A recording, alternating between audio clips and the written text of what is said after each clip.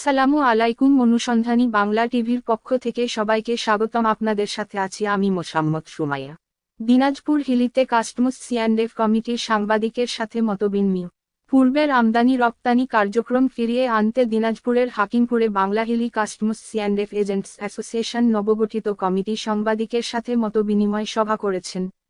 রোববার 8ই সেপ্টেম্বর বিকেলে কাস্টমস অ্যাসোসিয়েশন কনফারেন্স রুমে সংগঠনের সভাপতি ফেরদৌস আলীর সভাপতিত্বে এই মতবিনিময় সভা অনুষ্ঠিত হয়। সভায় অন্যান্যের মধ্যে বক্তব্য রাখেন কাস্টমস সিঅ্যান্ডএফ এজেন্টস অ্যাসোসিয়েশনের সহ সভাপতি মুশফিকুর রহমান চৌধুরী, সাধারণ সম্পাদক শাহিনুর ইসলাম শাহিন, যুগ্ম সাধারণ সম্পাদক রেজা আহমেদ, কোষাধ্যক্ষ মামুনুর রশিদ, প্রেসক্লাবের সভাপতি জাহিদুল ইসলাম, সাধারণ সম্পাদক আনোয়ার হোসেন বুলু, সাবেক সভাপতি দা আলতাফ, সাবেক সাধারণ সম্পাদক মুরাদ ইমাম কবির সহ অনেকে উপস্থিত ছিলেন।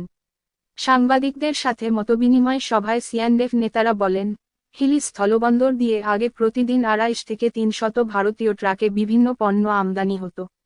কিন্তু বিগত সরকারের আমলে সিন্ডিকেটের কারণে বর্তমানে পণ্য আমদানির গাড়ির সংখ্যা নেমে এসেছে 30টিতে। এর মূল কারণ হিসাবে ব্যবসায়ীরা বলছেন, বন্দর দিয়ে তাজা ফল আমদানির ক্ষেত্রে গাড়ির চাকার সংখ্যা অনুযায়ী শুল্কায়নের প্রথা থাকলেও তা সিন্ডিকেটের কারণে আমদানি করা সম্ভব হয় না। একই পণ্য অন্যান্য বন্দরের তুলনায় বাড়তি মূল্যে শুল্কায়ন সহ পণ্য পরীক্ষা নিরীক্ষার নামে হয়রানিসহ নানান বৈষম্যর শিকার হতে হয় ব্যবসায়ীদের।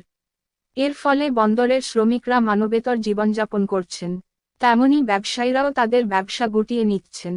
এমন অবস্থার পরিত্রাণের জন্য সাংবাদিকদের পাশে থাকার আহ্বান জানান ব্যবসায়ী নেতারা। সকল বৈষম্য নিরসনে সামনের দিনে আন্দোলন করার কথাও বলেন নেতারা।